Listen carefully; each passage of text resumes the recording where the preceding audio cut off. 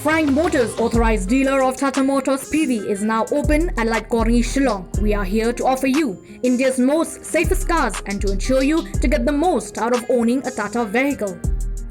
Ka Mount Olive Culinary and Hospitality Management Shillong ka khot admission haki professional courses bapair. Yaka jingtip ka ba khamnya lecture ka City Office 100-fold Academy ha Malki.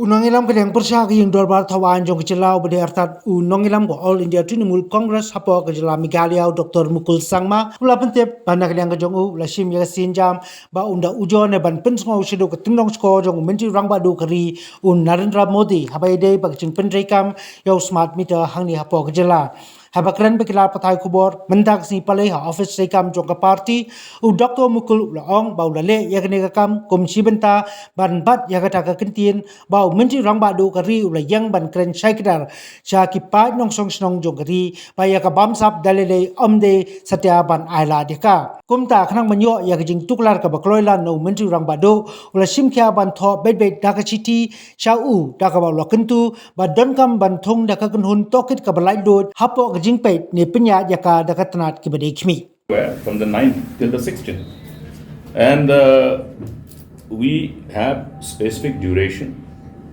Question hour, 1 hour in each day.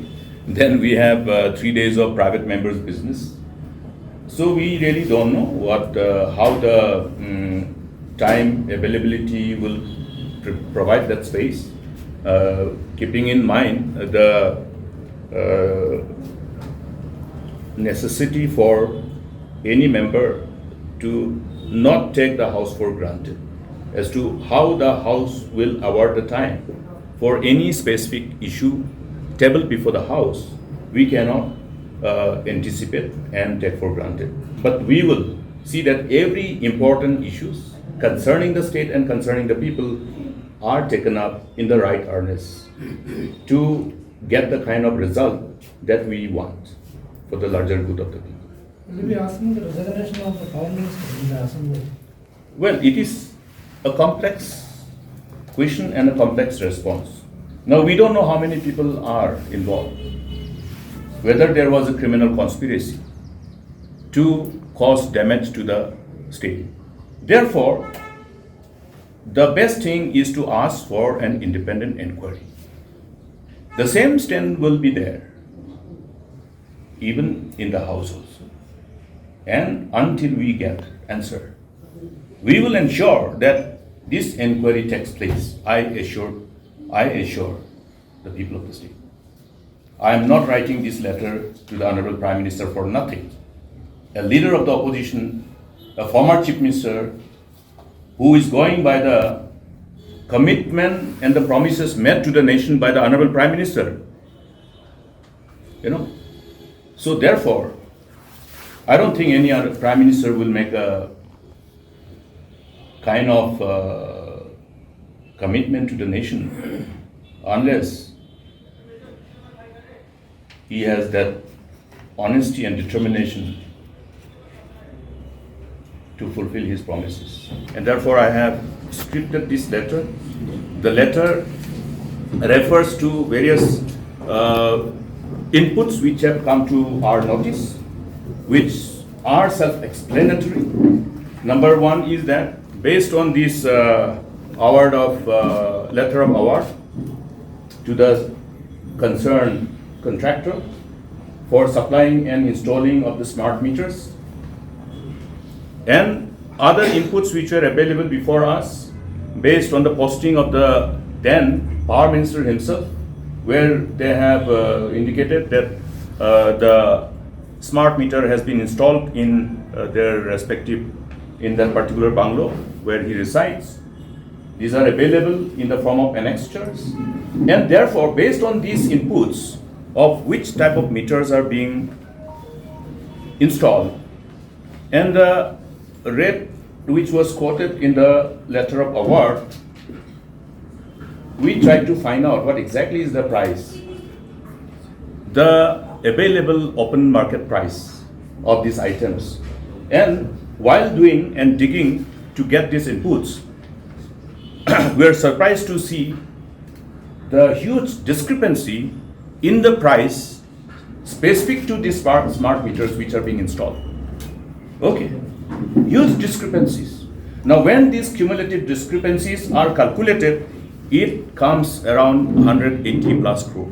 I think I have the figure which was calculated based on this figure, including the GST, around 137, yeah.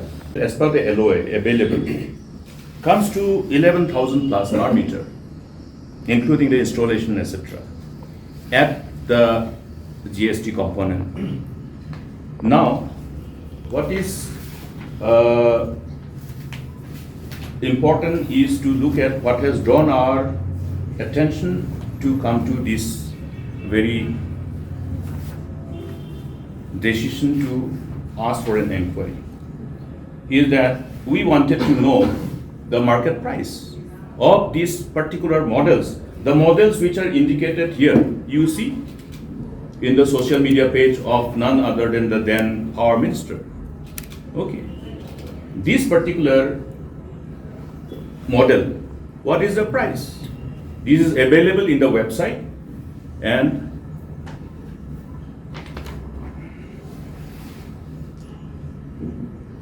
I will give you the annexures. This is where the social media page of the then Minister Power reflects, indicating that he is happy to install this smart meter. Okay. Then the same model has been identified. Okay. The same model which is here in my left hand is the same model. And the available open market price of this particular model is here.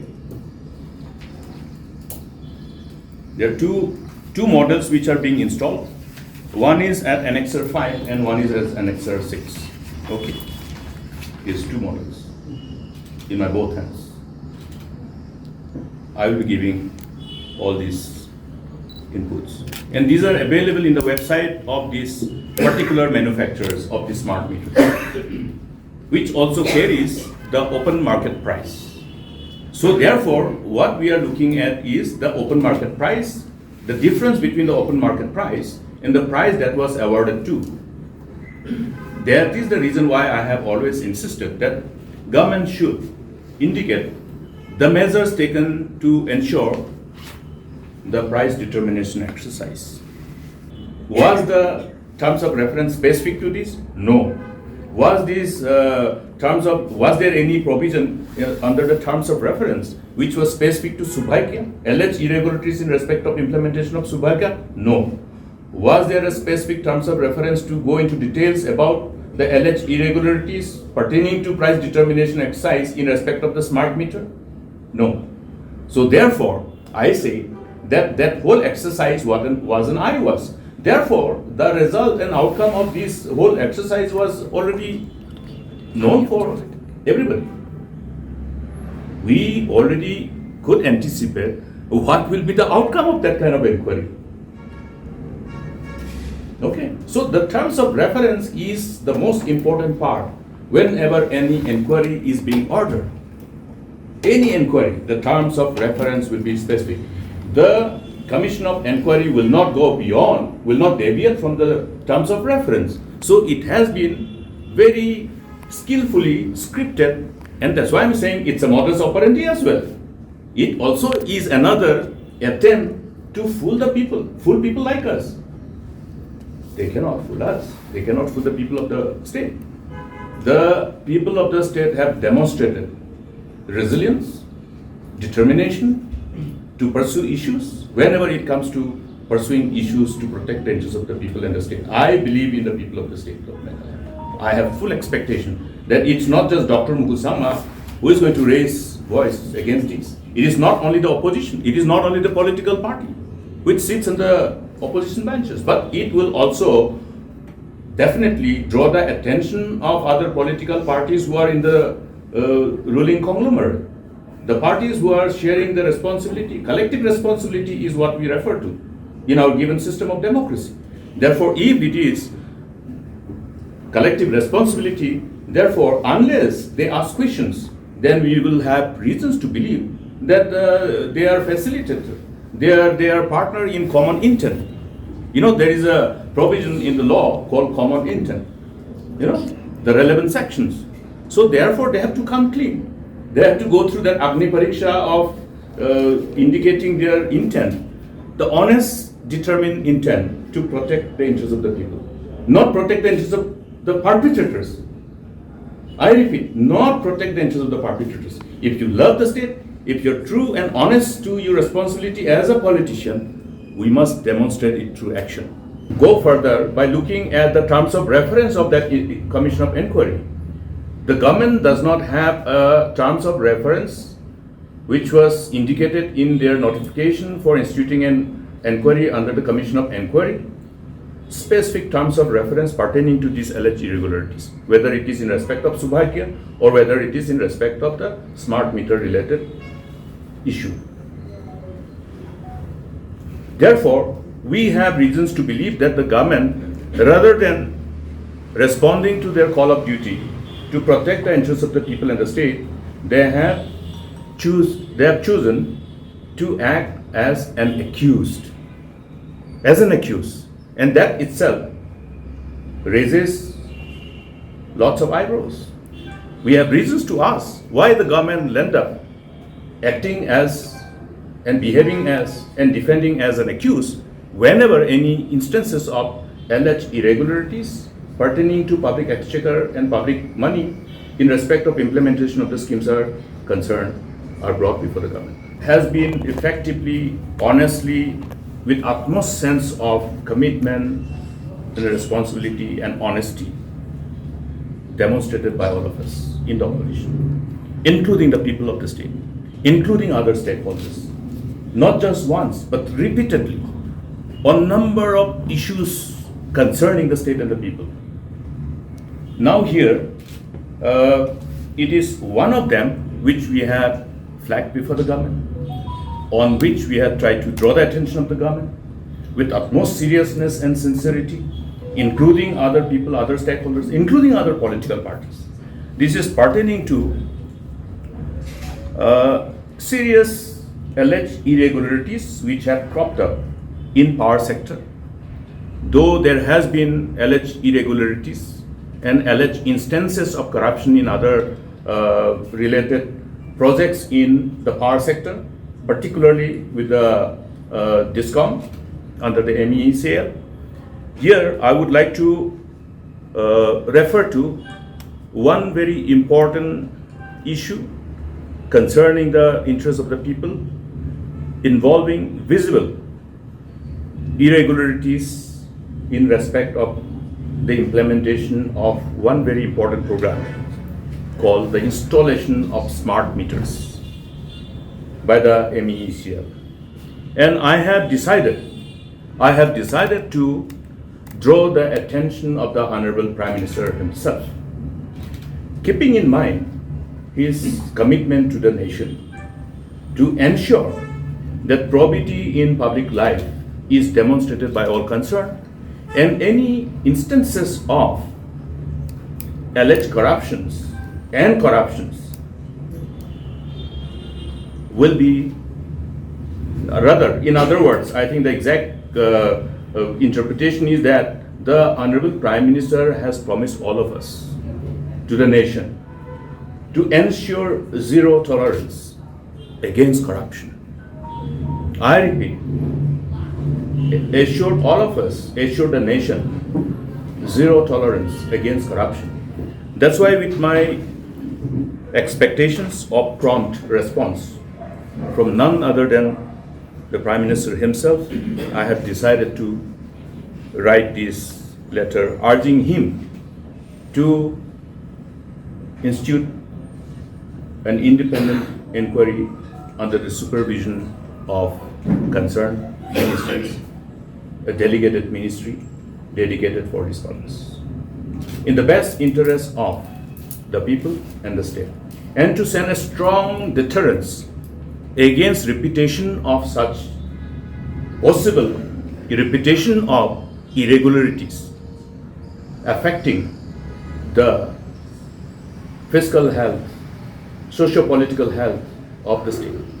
You will appreciate our concern from the fact that when the state is allowed to milch, when precious and scarce public resources are allowed to be